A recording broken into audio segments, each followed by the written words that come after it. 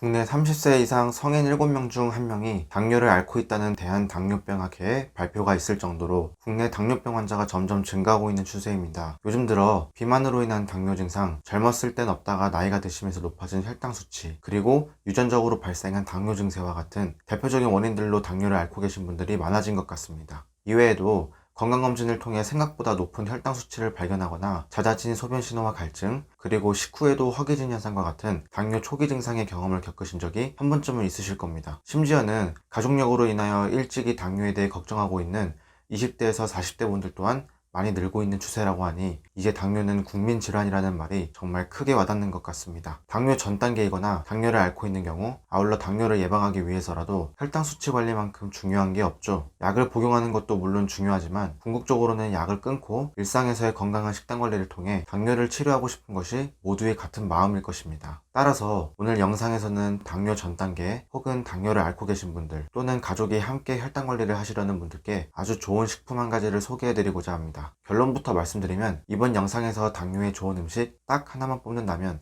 그것은 바로 귀리입니다. 귀리는 미국 시사주간지인 타임지에서 세계 10대 슈퍼푸드 중 하나로 선정될 정도로 우리 몸에 아주 좋은 식품으로 잘 알려져 있습니다. 당뇨병 환자들의 식단표에는 빠지지 않고 등장하는 음식 중 하나인 이 귀리는 질 좋은 탄수화물로서 헬스인들에게 사랑을 듬뿍 받고 있는 동시에 함유된 단백질은 백미의 3배, 현미의 2배, 그리고 섬유질은 백미의 6배 수준에 달할 정도로 다른 곡물들에 비해 매우 풍부한 영양소를 갖고 있다는 특징이 있습니다. 귀리에는 배변 활동을 돕는 식이섬유가 풍부하고 체내 나트륨 배출을 돕는 칼륨 함량이 높아 다이어트 식품으로도 익히 알려져 있으며 칼륨과 함께 고혈압을 잡아주는 칼슘 마그네슘을 비롯한 미네랄과 비타민 또한 다량 함유하고 있습니다. 귀리에 함유된 미네랄과 비타민 등의 영양소 함유량은 현미의 2배를 능가한다고 합니다. 특히 귀리엔 베타글루칸이라는 수용성 식이섬유가 있는데 이러한 귀리의 식이섬유를 섭취함으로써 체내 당흡수가 지연돼 인슐린 농도가 낮아지는 효과를 볼 수 있게 됩니다. 실제로 2017년 한국식품영양학회지의 자료에 따르면 귀리 식이섬유는 당분을 분해해 체내 흡수시키는 소화효소의 활성을 저해함으로써 자당의 혈중 유입을 조절하고 당분의 체내 흡수율을 낮추는 것으로 밝혀졌습니다. 또한 스웨덴의 룬드 대학 연구팀이 발표한 논문에 의거하면 고콜레스테롤 혈증 환자들에게 귀리 속 베타글루칸을 매일 5g씩 섭취하게 한 결과 식후 30분 대의 포도당 농도가 대조군 대비 무려 19%나 낮았으며 인슐린의 반응 또한 현저히 감소한 걸로 나타났습니다. 이러한 귀린의 수용성 식이섬유인 베타글루칸은 혈당 조절 효과뿐만 아니라 콜레스테롤 배출 효과 또한 있어 심근경색 등 심혈관 질환에도 아주 좋은 효능을 나타낸다고 알려져 있습니다. 학술저널인 식품과학 및 식품안전성 종합연구에 실린 연구 결과에 따르면 귀리 속 베타글루칸을 하루 3g씩 섭취했을 때 체내 콜레스테롤 수치가 줄어 심장질환 위험률 또한 무려 23%가량 감소하는 것으로 밝혀져 귀리의 놀라운 효능이 다시 한번 재조명되고 있습니다. 그러나 이러한 귀리는 꺼끌꺼끌한 껍질에 느껴지고 다른 곡물들에 비해 다소 뻑뻑한 식감을 갖고 있다는 단점이 있는데요. 그럼 익숙하지 않지만 몸에 좋은 이 귀리 어떻게 먹으면 좋을까요? 첫 번째는 귀리차입니다.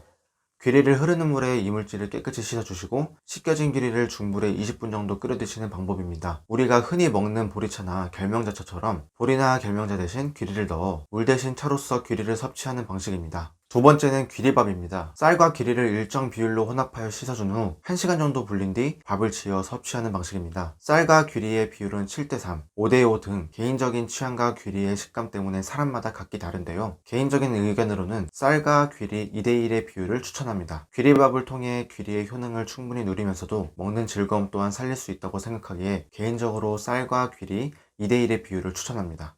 세 번째는 요거트볼입니다.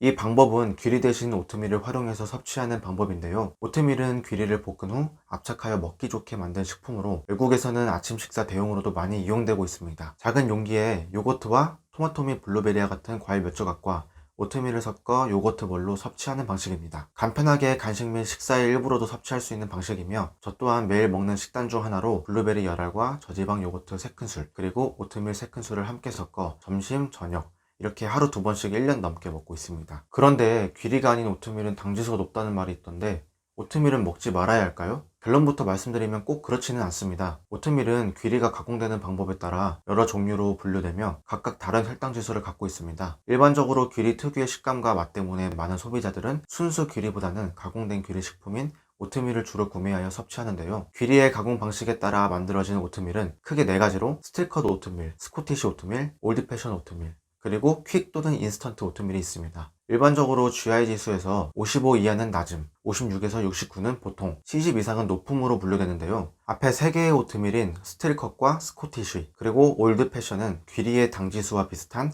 55 정도의 당지수를 갖고 있지만 마지막 네 번째 오트밀인 퀵 또는 인스턴트 오트밀은 약 70 전후의 혈당지수를 갖고 있습니다. 따라서 오트밀을 섭취하고자 하시는 분들 중 당뇨 전 단계 및 당뇨 환자분들 같이 혈당 관리를 엄격히 하고 계신 분들은 네 번째 오트밀 종류인 퀵 또는 인스턴트 오트밀을 제외한 나머지 종류의 오트밀들 또는 귀리를 섭취하시면 혈당 관리에 더욱 도움이 되실 거라 생각합니다. 이번 영상에서는 당뇨 전 단계 관리 또는 당뇨 식단으로 필수 식품인 귀리의 효능과 귀리 먹는 법, 그리고 오트밀 혈당 지수에 대해 살펴보았습니다. 오늘 배운 내용을 통해 나의 건강 상태와 식단에 맞추어 다양한 방법으로 귀리와 오트밀을 적절히 섭취해 보시는 건 어떨까요?